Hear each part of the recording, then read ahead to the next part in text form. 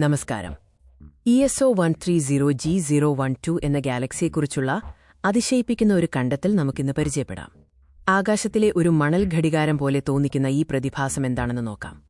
Australian square kilometre array Pathfinder അഥവാ ASKAP ഉപയോഗിച്ച് ESO 130G012 എന്ന അടുത്തുള്ള ഗാലക്സിയുടെ ഡിസ്കിൽ നിന്ന് ഒരു ബൈപോളാർ ഔട്ട്ഫ്ലോ കണ്ടെത്തിയിരിക്കുന്നു.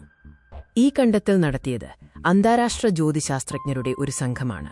കൂടാതെ ഇത് പ്രപഞ്ചത്തെക്കുറിച്ചുള്ള നമ്മുടെ ധാരണകൾക്ക് ഒരുപാട് വിവരങ്ങൾ നൽകുന്നു. ESO 130G012 ഭൂമിയിൽ നിന്ന് ഏകദേശം 55 ദശലക്ഷം പ്രകാശവർഷം അകലെ സ്ഥിതി ചെയ്യുന്ന ഒരു എഡ്ജോൺ ഗാലക്സിയാണ്.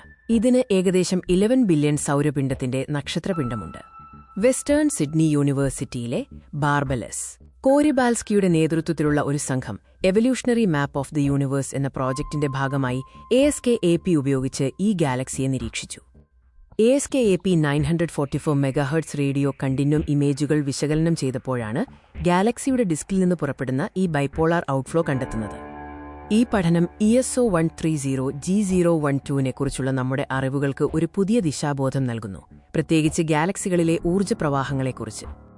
ഗാലക്സിയുടെ എഡ്ജോൺ സ്റ്റെല്ലാർ ഡിസ്കിന് മുകളിലേക്കും താഴേക്കും കുറഞ്ഞത് 6 ആർക്ക് മിനിറ്റ് അല്ലെങ്കിൽ ഏകദേശം 30 കിലോപാർസെക് ദൂരത്തേക്ക് ഈ ഔട്ട്ഫ്ലോ വ്യാപിക്കുന്നു.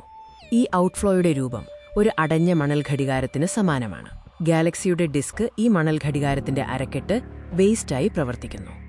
ഔട്ട്ഫ്ലോ ഗാലക്സിയുടെ ഡിസ്കിന്റെ ഇരുവശങ്ങളിലുമുള്ള ഹാലോയിലേക്ക് 1,00,000 മുതൽ 160,000 പ്രകാശവർഷം വരെ എത്തുന്നു. ഈ ഔട്ട്ഫ്ലോയുടെ ഏറ്റവും താഴത്തെ ഭാഗം 33,000 പ്രകാശവർഷം വീതിയുള്ളതാണ്. ഇതൊരു വലിയ മണൽ ഘടികാരത്തിന്റെ വിശാലമായ അടിത്തറയായി കാണപ്പെടുന്നു.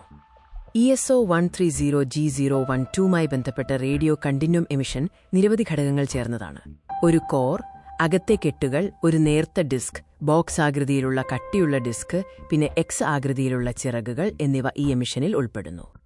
ഈ ബൈപോളാർ ഔട്ട്ഫ്ലോ തുടക്കത്തിൽ സ്റ്റെല്ലാർ ഡിസ്കിൽ നിന്ന് ലംബമായി ഉയർന്ന് പിന്നീട് മുകളിലേക്ക് വികസിച്ച് പാർശ്വങ്ങളിൽ വീതി കൂടി വരുന്നതായി കാണപ്പെടുന്നു. ഇത്തരത്തിലുള്ള ഒരു വലിയ ഔട്ട്ഫ്ലോ ഉണ്ടാക്കുന്നതിന് പിന്നിലെ സംവിധാനം എന്താണെന്ന് മനസ്സിലാക്കാൻ ശാസ്ത്രജ്ഞർ ശ്രമിക്കുന്നു. നക്ഷത്ര രൂപീകരണം, ശക്തമായ സ്റ്റെല്ലാർ കാറ്റുകൾ, കൂടാതെ ഗാലക്സിയുടെ ഡിസ്കിൽ നിന്നുള്ള കോസ്മിക് കിരണങ്ങൾ എന്നിവയാണ് ഈ ഔട്ട്ഫ്ലോക്ക് പ്രധാന കാരണമെന്ന് കരുതപ്പെടുന്നു. എങ്കിലും മുൻകാലങ്ങളിൽ സജീവമായിരുന്ന തമോഗർത്തത്തിന്റെയോ കേന്ദ്ര നക്ഷത്ര സ്ഫോടനത്തിന്റെയോ സംഭാവനകളും പൂർണ്ണമായി തള്ളിക്കളയാനാവില്ല. ഈ കണ്ടെത്തൽ ESO 130G012നെ ഭാവി നിരീക്ഷണങ്ങൾക്കായി ഒരു ആകർഷകമായ ലക്ഷ്യസ്ഥാനമാക്കി മാറ്റുന്നു. ഈ ഗാലക്സിയുടെ ഡിസ്ക് ഹാലോ ഇന്റർഫേസ് കൂടുതൽ പഠിക്കാനും ഔട്ട്ഫ്ലോ രൂപീകരണം മോഡൽ ചെയ്യാനും ഈ കണ്ടെത്തൽ സഹായിക്കും. ഈ ബൈപോളാർ ഔട്ട്ഫ്ലോയുടെ കണ്ടെത്തൽ ഗാലക്സികൾ എങ്ങനെ രൂപം കൊള്ളുന്നു, വികസിക്കുന്നു എന്നതിനെക്കുറിച്ച് പുതിയ ഉൾക്കാഴ്ചകൾ നൽകുന്നു.